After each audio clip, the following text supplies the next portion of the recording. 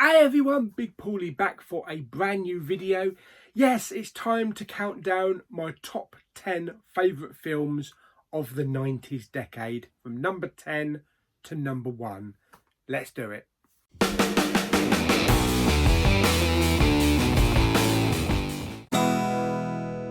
Coming in at 10th spot is The Shawshank Redemption. Brilliant prison drama starring Tim Robbins and Morgan Freeman about a man falsely accused of murdering his wife and getting sent to prison, where he meets up with Morgan Freeman. There's a whole host of other inmates, including Gil Bellows, I think his name is, that was in Ally McBeal. You have Bob Gunton playing the fantastic warden there. Yeah, so The Shawshank Redemption is about Tim Robbins' character, who has this long stretch in prison, and it's about his friendship and about him accepting being sent down. He starts off stumbling at the beginning, you know, a new inmate going in, not knowing anybody in there. You've got the bullies in there as well, and it's just a great drama. It's, you know, it's not a big action piece or anything like that. It's just a fantastic character-driven drama about this man sentenced for something that he didn't do, and his friendship with Morgan Freeman, and a beautiful ending. I love the ending. It's just perfect, and you've got a bit of prison breakout in there as well. So yeah, Shawshank Redemption, that is number 10 on my list. Number 9 on my list is, I think, probably the best mummy movie of all time. That is the original Mummy from the 90s with Brendan Fraser and Rachel Weisz. And this is about the resurrection of Imhotep, played brilliantly by Arnold Vosloo. And basically them trying to defeat him. You've also got John Hannah in there, who plays Rachel Weisz's brother, Jonathan. And it's just a great cast. It's just Brendan Fraser, Rachel Weisz and John Hannah are just an iconic triple. They are the best thing of this whole film. And their chemistry just works so well together. And that's one thing that the third film was missing with the replacement of Rachel Weisz. The chemistry just was not there with this other actress. And I think that's a lot why that third film failed.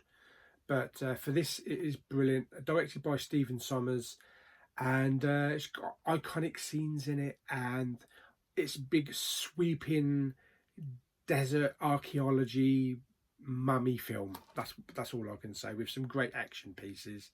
So yes, that's The Mummy. That's in 9th place.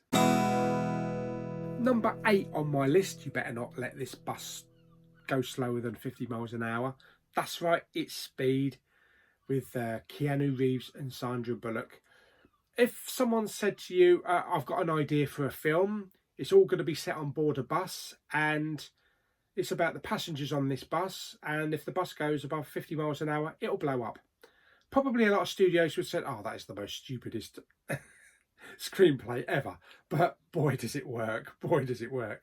We also have Dennis Hopper in here playing the villain, and it's just a great action piece. There are so many tense moments, and I still don't know how they jumped that bit at the end of the bridge, yeah, without crashing into the other end of the bridge. But it's still a fantastic film, and the cast is great, the dialogue is fantastic, the music is brilliant as well, and it is just a pure 90s action fest. So yes, that is Speed. That is number 8 on my list. Number 7 on my list. If only Rose had moved her fat arse on the other side of that door, maybe Jack would have been saved. It's Titanic. James Cameron's classic $2 billion plus earning movie. Yes, a disaster movie to end all disaster movies, about a young guy that's kind of a failed artist, and he wins a couple of tickets in a poker game to go on board the Titanic to start a new life in America. I bet he wish he bloody lost that game now. Yes, there he meets good old Kate Winslet, Rose, DeWitt Bukater, whatever her name is, and her fiance Billy Zane. Billy Zane can do a perfect villain. And there begins a love story and a journey across the ocean until the fateful night where Titanic hits an iceberg, and it's just a fight for survival. The special effects in this are incredible. The music is fantastic by James Horner. God bless him. The direction is superb, and it is just breathtaking. It is a breathtaking film, and if you've seen Titanic, you should see Titanic in 3D. It is an entirely new experience and one of the best, if not the best, greatest post-conversion ever for 3D. That is how you do a 3D transfer, seriously. It's just an amazing movie. It's a very sad movie. I don't know anybody who's not cried through Titanic, especially at the end. And when I went to see it at the Odeon Leicester Square, the audio was incredible. And all the way around the back of the auditorium, there was clapping.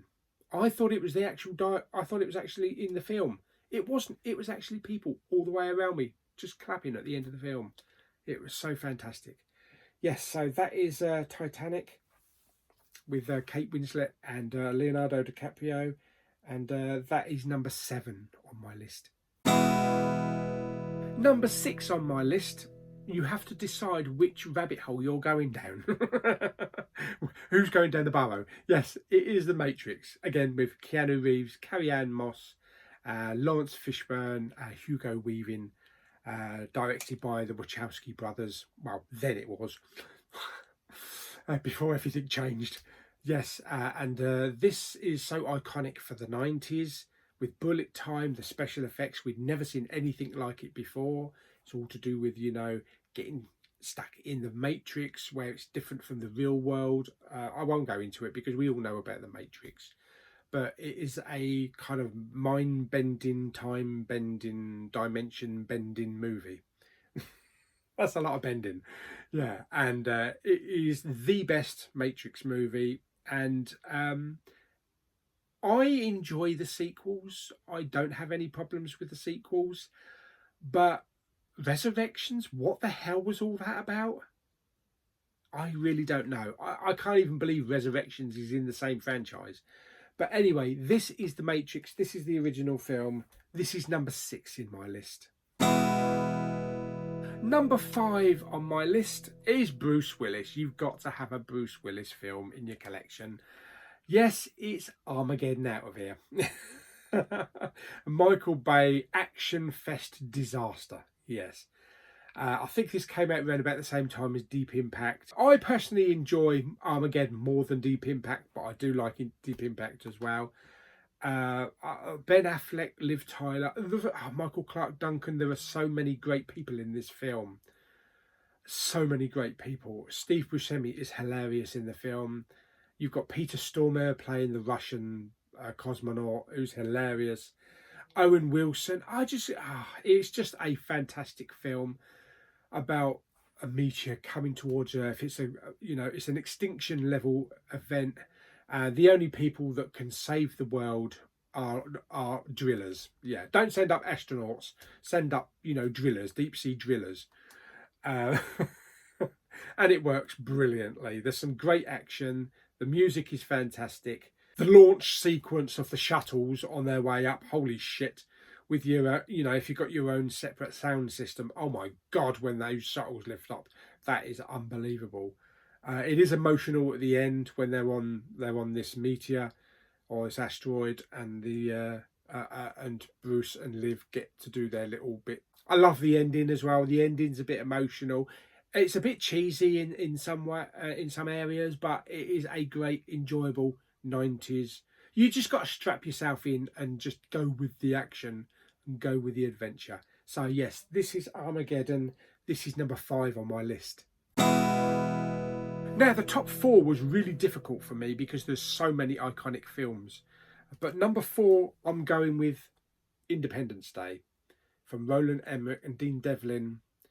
Music by David Arnold, who personally for me is a fantastic underrated musician, and both his scores of Stargate and Independence Day almost rival John Williams in iconicness. Unfortunately, we don't hear much from David Arnold anymore. He also did the music for the '98 Godzilla, and he did a few Bond films as well, but we don't hear his iconic themes anymore. But this is a brilliant film. Obviously, alien invasion. We have Will Smith, Bill Pullman. I could go on, Jeff Goldblum. There are so many people in this film. I just can't name them all. And the special effects were groundbreaking. They still hold up now. They look fantastic. It sounds fantastic. It's a thrilling, adventurous action alien invasion ride. It's never boring. There are sad moments. The just like with Titanic and Jack and Rose at the end, it's the scene with Bill Pullman's president and his wife and the daughter. That scene in the hospital is heartbreaking. It always makes me cry, and it's a popcorn air punching movie. I can imagine what it must have been like July 4th weekend in America when this first aired, and that just whole end sequence and blowing up the mothership and everything. And just, Mum always loved a particular scene in this film when all the fighters were gathering at the end, and it was the last attempt to knock out one of the ships, and it was, "Let's plough the road." Mum always loved that line, and it is such an iconic film. And I get a little bit teary every now and again because I've just got so many fond memories of this film. And it was hard putting it at number 4 in my list.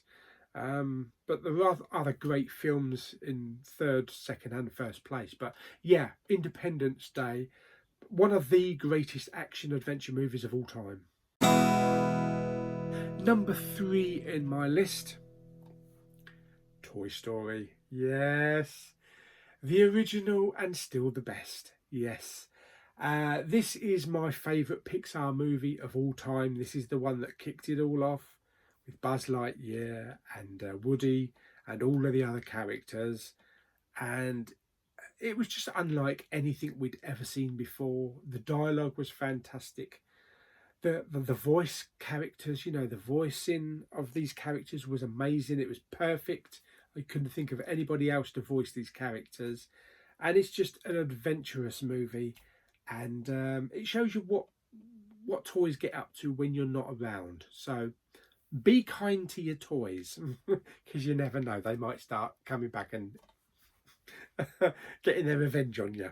Yeah, so this is a beautiful film, a beautiful looking film. In 4K, it looks incredible. Randy Newman, who did the score, absolutely amazing. I can't praise this film any higher. I would have loved to have put this at number 1, but there are other films in my list. But number 3, Toy Story. Okay, so just 2 spots left. And what's going to be number 2? He said he will be back. And he's back. Arnold Sweaty Knickers returns. This time with Edward Furlong, Linda Hamilton, Joe Morton, and the fantastic Robert Patrick playing the T-1000. And this is the 3D edition. I urge you to watch Terminator 2 in 3D. It is another great experience. Shows you how it can be done well when in 3D. Way better than the 4K that's out there.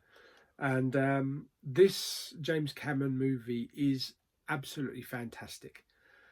I went to see this with Mama Bowman in 1991 in a cinema in Bromley. We'd won a couple of tickets in a contest, and before it hit the main theatres, we just went up to see it, and we could not believe what we were seeing with this movie.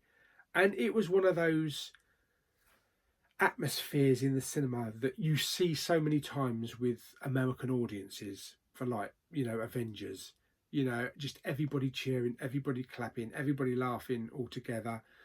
You don't often get that these days. I don't see it so much these days because I tend to go to the cinema during the daytime rather than with a big audience. That's just how I prefer to to watch my movies. But this film is such an iconic classic of the 90s. Of course, you can't get away from the Terminator music, the roaring music, and the bomb scene as well that goes off that is just so chilling. The T-1000, Robert Patrick, absolutely incredible. I can't believe it's the same guy that was in Peacemaker. He's just so brilliant. And he did also make an appearance in The Last Action Hero as well, but it's a blink and you'll miss it moment. Yeah, this is everything of what the 90s is for a pop culture era. So this is brilliant. Terminator 2, number 2 on my list. Okay, so we are left with the top spot. Do you know what it is? Can you guess what it is? Can I turn my head like that and pull my glasses off at a funny angle? It's a dinosaur.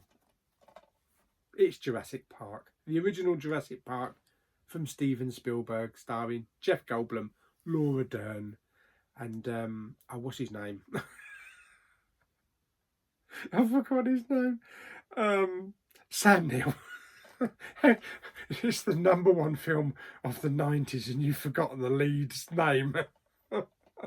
Yeah, this is fantastic. This is the first time we ever saw dinosaurs on the big screen in this new CGI format. You know, years ago it had been done with stop motion, but oh my God. And even now, from 1993, this film has not aged a day. The CGI holds up so well, and you could mistake it for being made now. Iconic music theme from John Williams, great score, fantastic action pieces. Again, Samuel L. Jackson. We also have Wayne Knight giving us the comic relief in the film. Dodgson! Dodgson! We've got Dodgson here! I can't say anything more. The late Richard Attenborough as John Hammond, whose vision it was to create this amazing park where children could go and witness these dinosaurs in real life that's never been done before. And of course, things start going wrong. But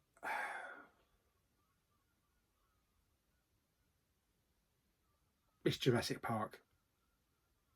The greatest film of the 90s. Okay, so there we are. That is my top 10 list of my favourite films of the 1990s from number 10 to number 1. So I hope you enjoyed the video. Like it by giving it some thumbs up. Don't forget to subscribe, comment and share. And I'll see you on the next video very soon. Bye bye.